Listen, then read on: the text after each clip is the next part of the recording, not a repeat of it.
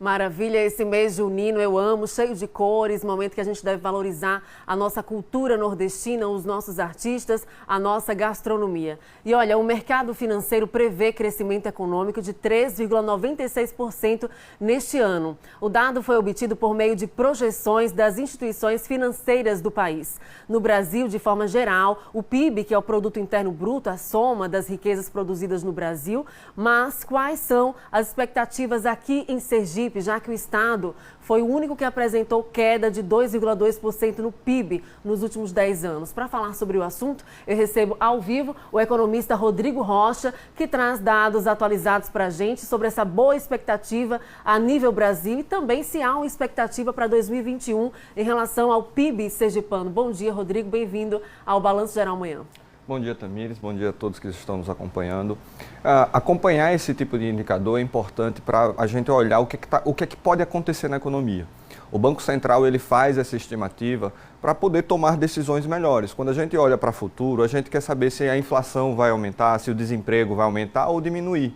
E o Banco Central ele vai tomar medidas para tentar organizar a economia para que o resultado seja melhor para a sociedade.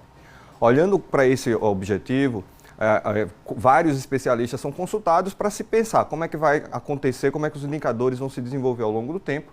E esse é um indicador que mostra um importante resultado, que é uma expectativa de crescimento de quase 4% da economia brasileira. Isso é um alento no meio de tantos dados ruins, de tantas informações negativas que a gente vem tendo ao longo de todo esse momento de pandemia. Para Sergipe, a gente tem uma expectativa para esse ano. Existe uma consultoria que fez uma estimativa de 2,47% de crescimento. Ainda não é suficiente para tirar todo o problema que a gente viveu aí na economia sergipana. A gente tem um histórico aí muito ruim, infelizmente, e que a gente, pelo menos, já é um alento. A gente tem uma projeção de crescimento. Só que tem que levar em consideração, quando a gente fala de crescimento, é crescimento em relação ao quê? Em relação ao ano passado, onde os dados foram muito ruins, porque a gente passou boa parte do ano ali com a economia muito comprometida, muitos estabelecimentos fechados, e aí esse ano você já começa a tentar cobrir esses prejuízos, esses problemas financeiros que a economia sergipana enfrentou ao longo do ano passado. Essa perspectiva de crescimento já é bem significativa, tendo em vista que nos últimos 10 anos o estado foi o único estado do Brasil que houve registro de queda. Quais são os setores que tendem a apresentar uma melhora daqui para frente nesse ano de 2021?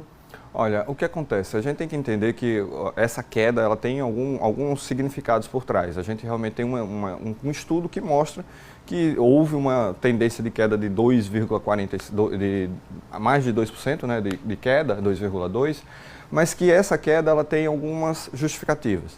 Quando a gente olha para a economia sergipana, a gente tem uma dependência muito forte, historicamente, de dois segmentos, construção civil, petróleo e gás. Esses dois segmentos, eles foram os que mais sofreram durante o momento ali de crise que a gente enfrentou entre 2015, 2016 e 2017, a gente começou a recuperar no país. Sergipe ainda continuou tendo muita dificuldade porque esses dois segmentos apresentaram muitos desafios. Em especial petróleo, a parte de petróleo, onde a gente teve um desinvestimento muito grande na economia sergipana. Tudo isso, infelizmente, vai afetando negativamente o desempenho da economia sergipana. Quando a gente olha para esse dado do Brasil, a gente vê que outros estados que tinham agronegócios e outras atividades mais fortes, que não esses dois, conseguiram recuperar mais rapidamente e mais fortemente a sua economia. Durante a pandemia, no ano passado, a gente teve uma expectativa muito negativa no começo da pandemia, de ter uma queda ali próxima de 10% da economia. A queda foi bem menor do que isso.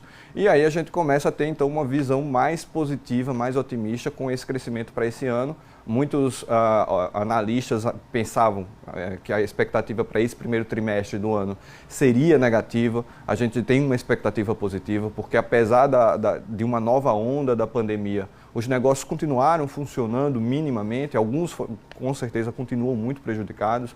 A exemplo de bares, restaurantes, todo o segmento de eventos e turismo, esse ainda é muito prejudicado. A nossa economia poderia ter um resultado muito melhor com esses setores, quando esses setores começarem a retomar e ter efetivamente uma movimentação maior.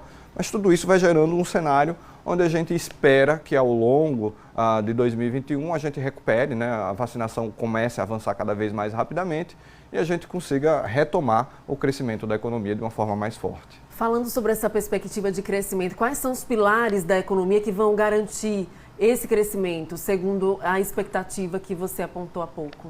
Olha, o que acontece? A gente tem que ter, para olhar para a economia sergipana, a gente tem que olhar, e a economia brasileira, a economia de uma forma geral, a gente tem que ter visão de curto, médio e longo prazo.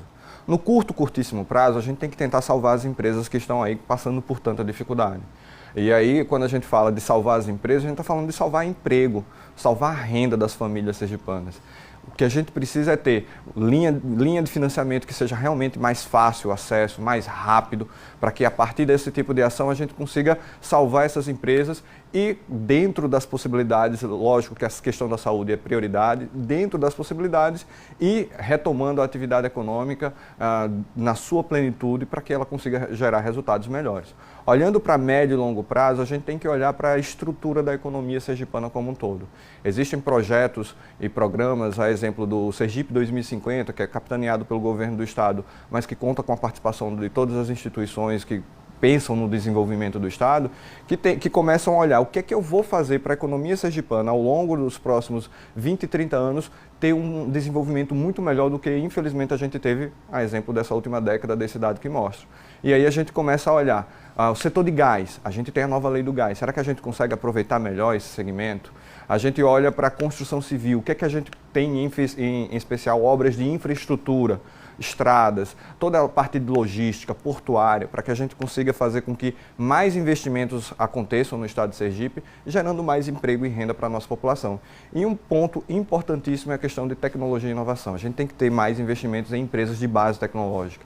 A gente está falando aí, olhando para o futuro, o mundo caminhando cada vez mais rápido para a lógica da indústria 4.0, a quarta revolução industrial, a gente tem que ter empresas que tenham esse viés, porque quando a gente tem empresas com esse segmento, ela pode vender não só aqui para a economia sergipana, mas ela vai vender para o resto do país e também, inclusive, para o mundo. É isso que a gente tem que fazer, reestruturar, repensar a economia sergipana de uma forma que a gente consiga acelerar o desenvolvimento e recuperar esse tempo perdido que a gente vem enfrentando aí ao longo dos últimos anos. Inclusive, a tecnologia é um dos setores que tem maior projeção de crescimento no país. Consequentemente, é um setor que deve gerar emprego nos próximos anos. Inclusive, há uma expectativa aí de que novas funções surjam também nos próximos anos em função desse avanço da tecnologia. A pandemia acelerou isso ainda mais e a perspectiva para este setor é ainda maior em todo o país. E é preciso que os gestores, de forma local, possam investir nesse setor, né, Rodrigo?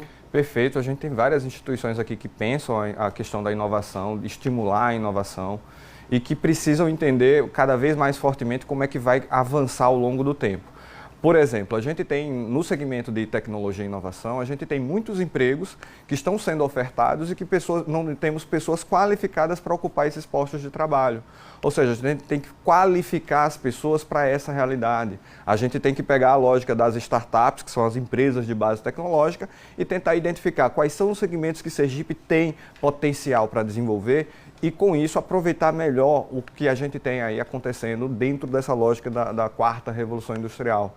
Com isso, a gente consegue ter uma economia mais dinâmica, uma economia mais forte, que gera mais emprego e mais renda, mais oportunidades. O emprego com a carteira assinada, a gente vai ter alguns desafios ao longo do tempo, porque, como você bem colocou, a gente vai ter alguns empregos que vão deixar de existir.